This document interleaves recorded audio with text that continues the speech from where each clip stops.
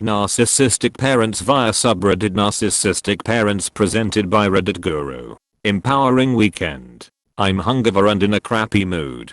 I think now would be an excellent time to discuss my childhood. Seeing as how I'm in a bad mood and don't want to journey too far to the dark side, let's go with something that was actually empowering for me. Alright, so mom had this thing about the family doing everything together all the time. It went to such lengths that we couldn't go anywhere or do anything most of the time without her. I'm talking about like errands and stuff. Despite my dad's own narcissism, there were times when I genuinely enjoyed being with him. A lot of his anger stuff came from how controlling mom was, and so without her being around we were generally both more relaxed. I could almost never go hang out with him alone because mom wanted to come along. I think on some level this has affected my relationship with dad. I'm lucky she ever let me drive with him at all, because when I was very young, 3 or 4, she wouldn't let him take me anywhere because it was unsafe, something she never justified. So, if we went anywhere, mom was along. We figured the fight with her would be so bad if we didn't take her along that it wasn't worth it. So, mom used to drag me to all these things with her side of the family. It was always a large group of people and few of them were my age. I have nothing really against my cousins, but the ones that are geographically close to us are at least 10 years older than me and were starting families when I was starting college. Also, I'm fairly introverted and I like to take the temperature of social interactions before I dive in. This isn't the case with most of my family, and social interactions are exhausting. Most of the time, when I did those things I would just hide in a corner somewhere or become part of the furniture because it was just exhausting. If my mom wanted to go, that was fine. I just didn't want to. I used to get in these fights with her right before she would go because I'd ask to stay behind. My parents had been leaving me behind for things for years, oftentimes going out all day, and it was wonderful when they did because it was like a ducking vacation from them. I could never convince them to let me stay behind overnight. This kind of sucked, and I definitely had friends whose parents had let them do that a couple of times by that point. But okay, fine, I was a minor. If they really didn't want me to stay behind, legally, I guess I could understand. The spring after I turned 18 we had a Passover holiday coming up. My mom wanted to go visit my cousins upstate. It was an overpass trip. I didn't want to go. I'd mentioned the idea of staying behind before, and she said something to the effect of, "You can't do that."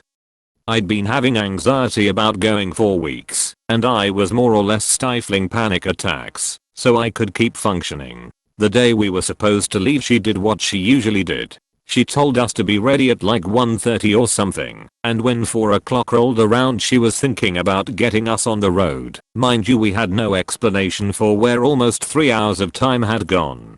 I could hear my mom arguing with my grandma and in the next room, and I just thought, duck this. My mom had gone back into her room and locked the door. I knocked and she answered a minute later. "Mom, I'm not doing this," I said. "I'm sorry, but I can't." Well, you would have thought I'd told her I was burning the house down. She started screaming at me, and then she started throwing things around in her room. She always had a bunch of crap lying around, and I could just picture suitcases and piles of books and papers being flung around. I heard most of it as opposed to seeing it, because I walked away. She stomped into my grandma's room and started fighting with her. She also came to my dad and complained about it. To my credit, my dad actually backed me up. Between the two of them there was like one halfway decent parent some of the time. I did the easiest thing. I sat in my room and let her anger and destruction wash over everything like an awful storm, one that I was magically shielded from in that moment. It would be years before I was able to control my temper like that and not respond, but that day was a glimpse into the future for me. Eventually they all left, and I went out to McDonald's, got some dinner and read the paper like nothing had happened. After that I went to a party. It was a wonderful night. I wrote a piece about it a few weeks later in which I described my mom's behavior as a tornado. She was the tornado sweeping through the house, and dad, my sister, and me were the buildings that it struck. I don't remember if she read it without me knowing or if I showed it to her, but she actually ended up printing it out and keeping a copy to remember herself by.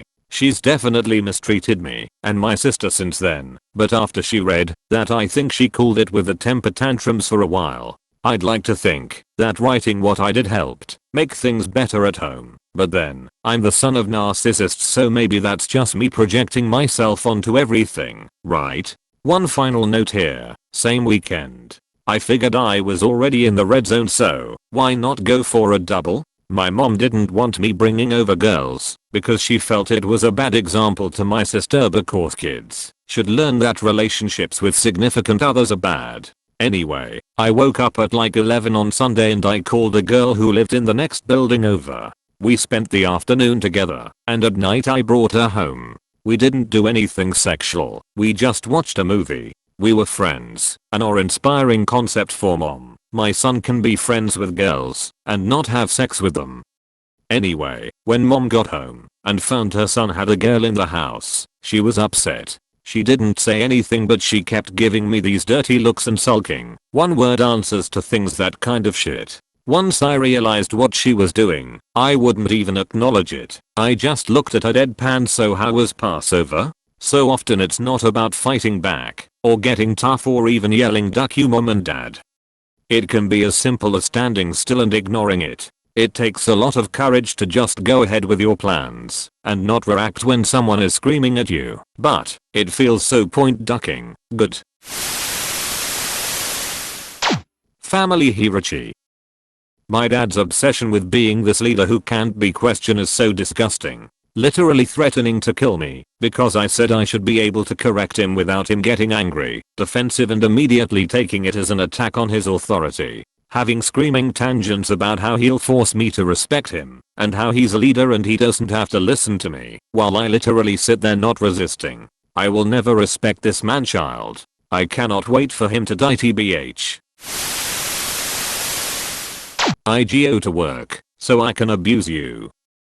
Growing up, my dad was always so angry and aggressive all the time at random times for no reason, and his favorite excuse was I go to work or I got back from work, even on the weekends. It was like a power move, like we own everything to him our whole lives and we have no right to be of any inconvenience to him or be our own person. We must live to serve him. Because he goes to work, he is the reason we have anything, and by anything I mean the most basic needs. He never lets us forget that. It makes me sad, and I think it was just a way to control us, to guilt trip us into doing what he wants instead of living a life that makes us happy. He wouldn't let any of his kids get a job till they were done college, and took legal action to make sure my mom cannot work because he wants us all dependent on him for maximum control. Yet he tries to guilt trip us for being dependent on him for taking his money to live. And he gives us almost nothing. All his money that he earns, most of it goes into his ego projects, into his nice car, his other properties, and he gives all it, if it, to other people, so they think he is a god, and he gives us the bare minimum and honestly less than that.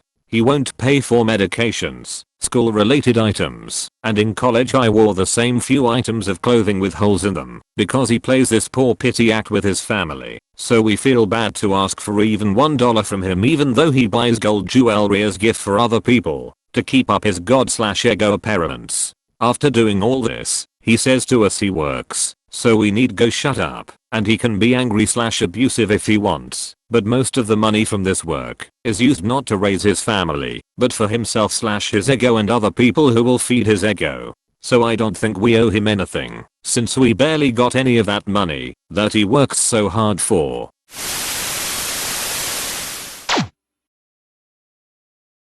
She went through our underwear and sex toys. So my partner and I live in her parents' house, and we have suspected her mom of being an narc for a long time. Anyway, for months we have noticed things in our room being moved around. We suspected it was her mom, but didn't have proof. Today we decided, after finding our lock safe moved somewhere else, that we would record our room with my partner's iPad while we went out for a walk. Right before we left, her mom was asking things like, "How long will you be gone for?" Well, we came back from our walk not even 8 minutes later and played the video back to find her mother coming into our room and going through only our underwear drawers and a drawer we have with S*X toys in it. Kinda weird to admit, but yeah. I'm honestly sick to my stomach. I don't know why she would be going through only those drawers. It's bad enough she snooped in our room in the first place, but it made me nauseous when I actually watched her touching around in mine and my partner's underwear drawers. We are both 20 and she is 57. Not that it would be normal under any circumstances, but yeah. I don't know what to do. Update. Today she was listening outside our door while we were doing stuff. We saw her feet under our room door. We were playing music, and every time there was silence in between songs and the creaking of her standing on the floorboards could be heard, she would walk away as to try and not get caught. We are beyond grossed out. Is my mum a narcissist? I should begin by saying that I, 17 female, still live with my parents, and now that we are in lockdown I'm with them 24/7. There are so many examples that I can give that make me think she may be a narcissist, but I will start with my mental health. For years now I have asked and begged for her to let me go to the doctors about my mental health, because I have been worried. I have been depressed along with various other things. However, each time I ask I'm met with screaming and shouting about how I'm bullying her and how I'm just fine and need to stop being mean to her. So once I decided to ask her when we were out shopping, hoping that because we were in public it would stop the screaming match and maybe she would agree. I should point out that at this point I was desperate. She started crying and walked away from me while crying. She sent my dad over to try and make me apologize to her for bullying her. I was eventually allowed to see a doctor, however it's because my GP sent me to see one about coping mechanisms for a chronic illness I have, but certain tests were apparently standard practice. So I ended up with a diagnosis of social anxiety and panic disorders, something my mother still just thinks is me overreacting.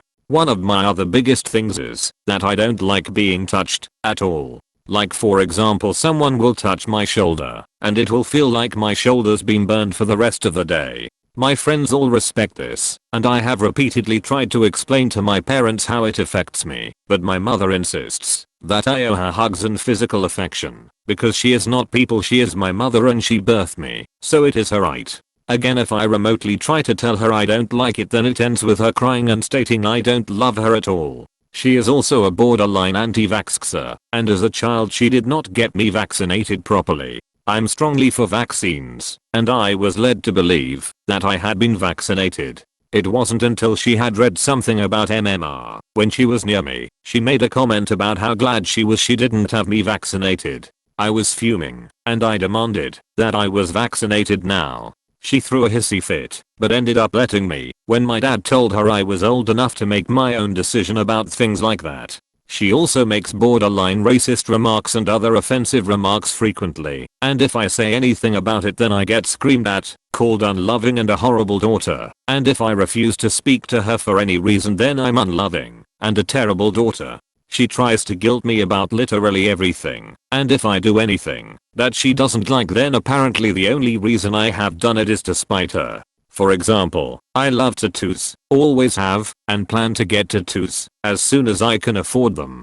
She hates tattoos and repeatedly states that if I get any tattoos then I'm only doing it to spite her. For years I have been struggling to live in the same house as her because I'm constantly made to feel like a terrible daughter and a terrible person. The only thing keeping me going was the hope of getting into university and escaping this house, and just as I get into uni the entire world goes into lockdown and I'm now expected to deal with her all day every day, which is 100x worse than before. I guess I just needed to post this to see if I'm actually crazy and the one in the wrong.